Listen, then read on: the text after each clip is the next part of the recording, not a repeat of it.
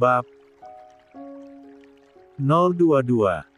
Sepanjang jalan menuju tempat kegiatan bersama ibu-ibu Bayangkari, Chelsea terus merasa gugup, karena Rania sangat kaku dan terus mengawasi gerak-geriknya. La merasa tidak bebas dan agak tidak nyaman. Pak Kus, mampir ke toko buah di simpang sana, saya. Biar saya yang turun, sahut Rania.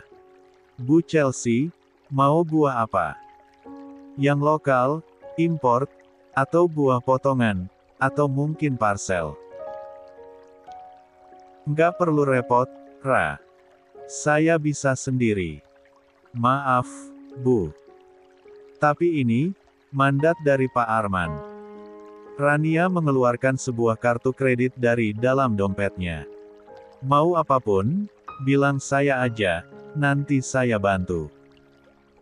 Harus laporan dan dokumentasi soalnya. Tak ada yang bisa Chelsea ucapkan. Entah kapan, Arman mempersiapkan semua ini.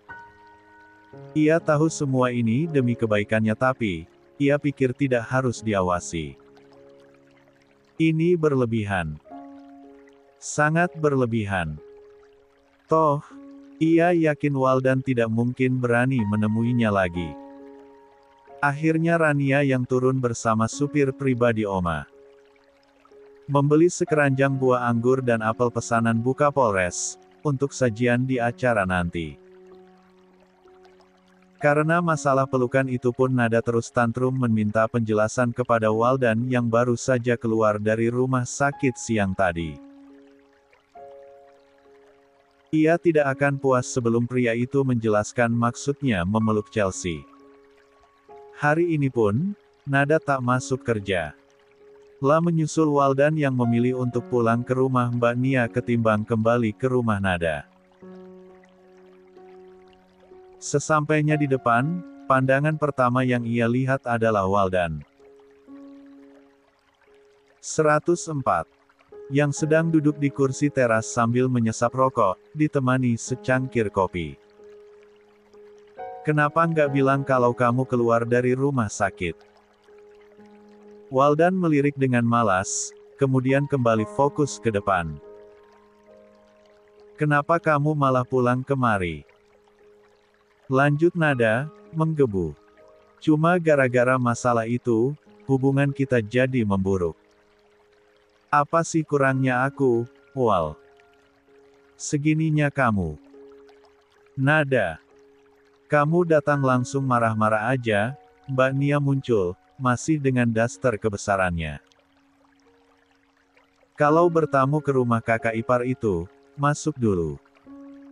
Ini, suami langsung dimarahi. Bukan urusan Mbak, iya. Ketusnya kemudian kembali menoleh kepada Waldan. Sayangnya, belum sempat bicara, pria itu beranjak masuk, mencoba untuk mengabaikannya lagi. Waldan. Nada masuk tanpa mempedulikan Mbak Nia yang terhuyung-huyung karena ia senggol di ambang pintu. Melangkah semakin cepat, lalu mengulurkan tangan menarik bahu Waldan. Berhenti nggak? Apa sih? Sentaknya saat berbalik menatap Nada, dengan ekspresi yang masih sama. Jangan ganggu. Aku udah nggak srek sama kamu. Sejak aku tahu anak itu bukan Dea Keong Rah dagingku, cinta aku ke kamu, abis. Lenyap. Paham nggak? Kedua mata Nada berkaca, saat mendengar kata-kata menyakitkan dari pria yang membawa hatinya sejauh ini. Tapi, ia tidak bisa terima, meski jelas-jelas ia salah, karena menghalalkan segala cara untuk merebut Waldan dan Chelsea, saat itu. Bohong. Enggak. Kepala Waldan mengeleng pelan. Aku udah mati rasa sama kamu. Saat menyadari Mbak Nia berdiri di belakang sana, memandangi mereka, Waldan kembali menegap ucapannya, aku udah nggak bisa. Pernikahan siri kita selesai di sini. Aku mau pisah. Dek. Mulut Mbak Nia menggaga mendengar ucapan bermakna talak yang baru saja diucapkan sang adik. Tapi, karena sudah tahu semuanya, tentu ia sangat mendukung keputusan itu, meski agak kaget, karena secepat ini. Mbak, setuju. Mbak Nia mendekat, berdiri di sebelah Waldan. Wanita seperti ini bagusnya jadi P3 lacur. Berani-beraninya dia nipu kamu. Dokter tapi nggak guna. Sejak jadi istrimu pun dia nggak pernah bantu keluarga kita. Nggak pernah ngasih uang ke Mbak, dan... Mbak, udah. Jangan ikut campur, sela Waldan. Intinya bukan hanya karena kebohongan nada. Tapi aku baru sadar. Aku kehilangan seseorang yang mencintai aku dan keluargaku dengan tulus. Bentakan Waldan membuat Mbak Nia, akhirnya menepi, masuk ke dalam kamarnya. Berani kamu ngomong gitu, setelah apa yang aku kasih. Nada mencengkram kerah baju Waldan.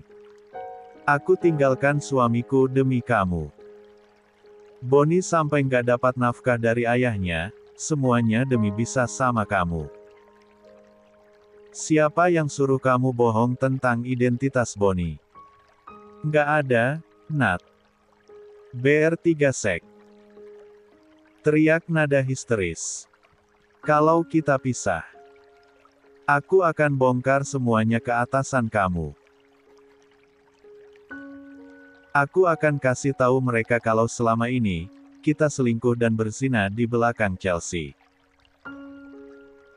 Bilang aja. Aku udah nggak peduli. Aku juga mau berhenti. Aku sakit melihat Chelsea dan Arman setiap hari. Aku frustasi setelah kehilangan dia, dan ibuku. Semua ini gara-gara kamu. Ancaman yang baru saja ia haturkan, harus ditelan secara menyakitkan. Karena apapun yang dikatakan, sudah tidak berguna. Waldan tetap pada keputusannya. Untuk pertama kalinya, nada merendahkan harga dirinya, ia bersimpuh di hadapan Waldan semabari menundukkan kepala. 105. Tolong, jangan tinggalin aku. Aku mohon. Tak ada tanggapan apapun lagi dari Waldan. Ia tarik kedua sisi bahu nada agar segera berdiri, kemudian diseret paksa menuju pintu keluar. Wal, please. Jangan seperti ini. Bak. Ak, nada meringis, saat tubuhnya dihempas hingga jatuh terduduk di lantai teras. Di saat bersamaan, Waldan menutup pintu dengan keras. Rasa nyeri di bagian pinggang tak lagi dipedulikan, nada merangkak mendekati pintu rumah. Wal, buka. Aku nggak mau pisah dari kamu. Jangan tinggalin aku. Di dalam rumah Waldan duduk bersandar pada daun pintu sembari mendengarkan teriakan nada di luar sana. Tak ada lagi rasa cinta yang dulu menggebu untuk wanita itu. Rasanya telah mati bersama dengan pengorbanan yang dibayar dengan kebohongan. Keributan di luar sana perlahan redam, dan bayangan seorang wanita semakin lekat dalam pikiran Waldan. Tanpa ia sadari, cairan bening itu luruh lagi dari pelupuk matanya. Di saat seperti ini, satu-satunya yang bisa menjadi penenang adalah rokok. Ia ambil dan sap lagi, hingga asapnya membumbung mengotori udara. Kamu nggak sholat? Tanya Chelsea kepada Rania, saat sampai di depan pintu musola terdekat yang ia singgahi untuk melaksanakan ibadah rutinnya. Lagi datang bulan. Senyum Rania langsung mengembang saat mendengar penuturan Chelsea. Saya, non-muslim, Bu. Silakan lanjutkan, saya akan tunggu di sini. Lama-lama juga nggak apa-apa. Jadwal kerja saya sampai malam. Maaf saya tidak tahu. Kalau begitu tunggu sebentar.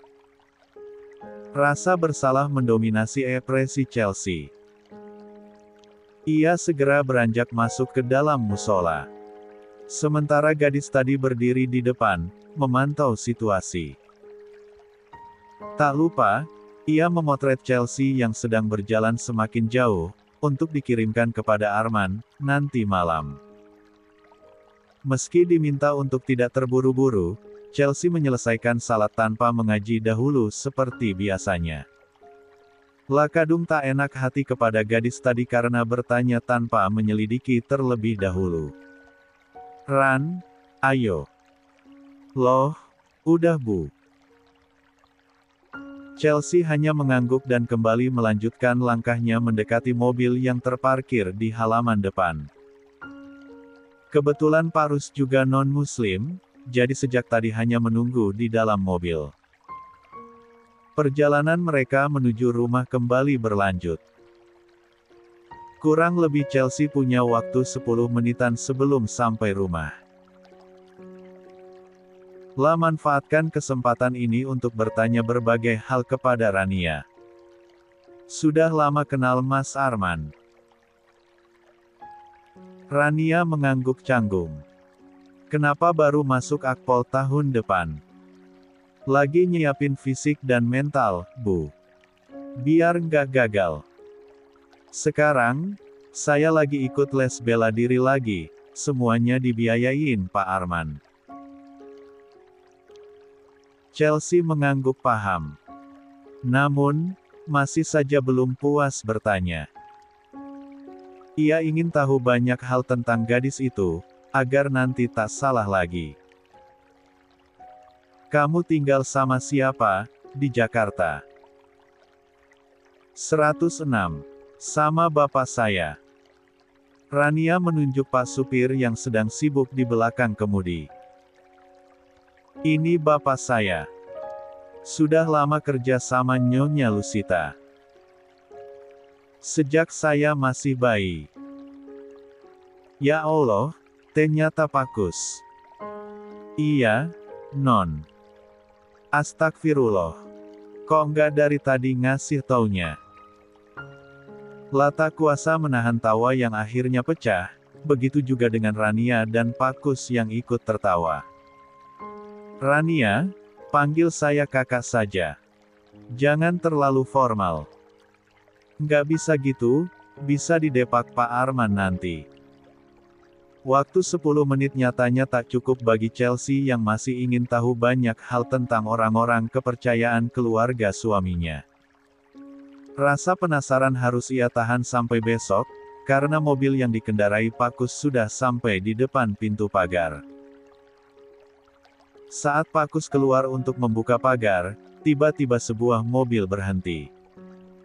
Seorang wanita keluar, melangkah tergesa mendekati mobil di mana Chelsea dan Rania berada. Keluar kamu, wanita penghasut. Brak, brak, brak.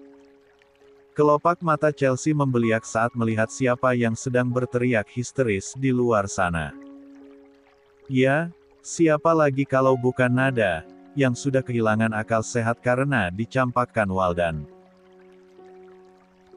Bu Chelsea tunggu di sini, biar saya yang turun. Enggak. Lengannya terulur menahan Rania yang hendak turun. Saya yang akan menemuinya. Tolong yang kali ini jangan kamu laporkan ke suami saya, paham? Tatapan serius Chelsea, membuat Rania akhirnya mengangguk. Ia membiarkan wanita berseragam pink itu keluar dari mobil, disusul olehnya yang juga ikut turun untuk berjaga-jaga, jangan sampai Chelsea kenapa-kenapa. Wah lihatlah, Nada tertawa sinis saat melihat Chelsea keluar bersama Rania. Sekarang, kamu benar-benar menikmati hidup, setelah menghancurkan hubunganku dan Waldan. Aku ngehancurin kamu. Chelsea berdecak sambil berpangku tangan. Nggak salah. Otak kamu geser atau gimana? Kalau sekarang kamu kehilangan dia itu karena ulah kamu sendiri. Ingat yang aku bilang, hukum karma itu berlaku.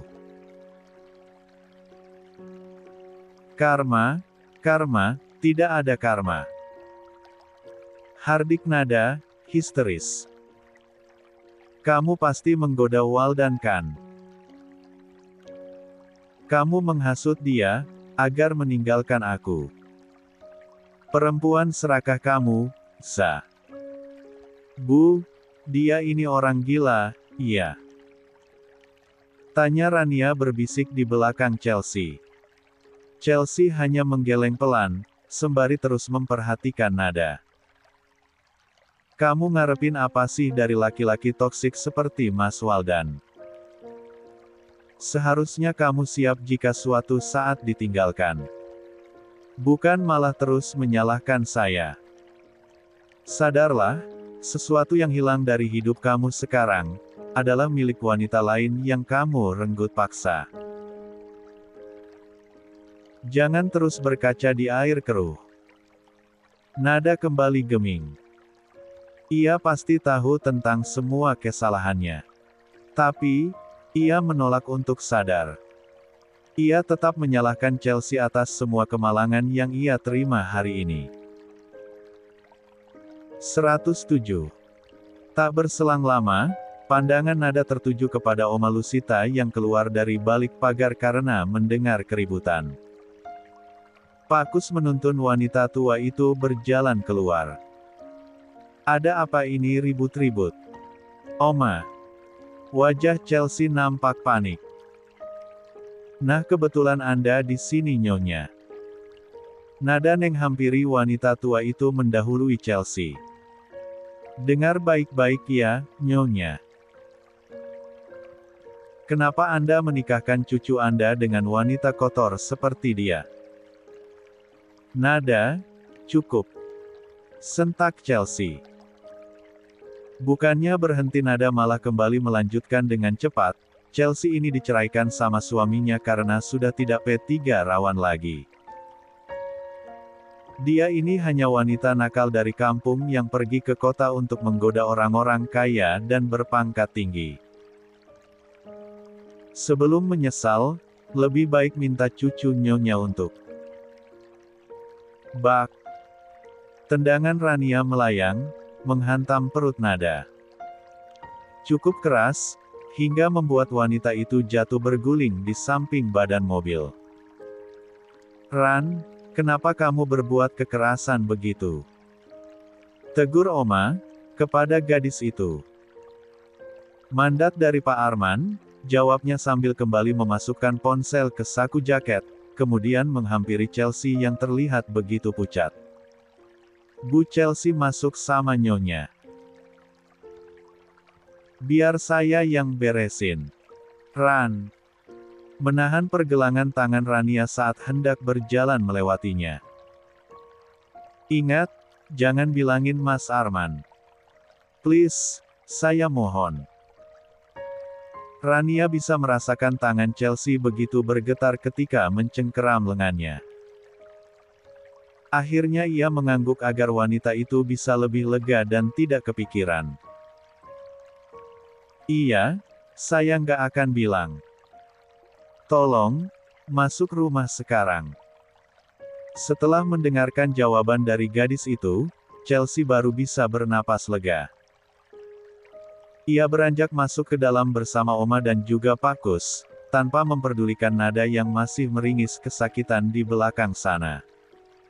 Setelah pagar tertutup, Nada kembali mencoba untuk bangkit. Sekuat tenaga ia menyeret langkahnya, masuk ke dalam mobil dan langsung kabur, tancap gas meninggalkan tempat itu. Kabur lagi. Rania menghembus nafas dengan kasar, memandangi mobil yang terus melaju semakin jauh di ujung mata. Di dalam rumah. Oma langsung meminta Chelsea untuk beristirahat, karena tadi wajah cucu menantunya itu begitu pucat saat mendengar ucapan nada. Ekspresi yang ditunjukkan Chelsea membuat Oma langsung berspekulasi, jangan-jangan apa yang diucapkan nada tadi, adalah benar hingga Chelsea begitu kaget. Apa benar, Chelsea seburuk itu? Masa sih? Nggak mungkin. Oma menjadi gelisah sendiri, saking kepikirannya, beliau memilih untuk beristirahat, seraya menenangkan pikiran. Jangan sampai kejadian tadi membuat kondisi kesehatannya menurun lagi.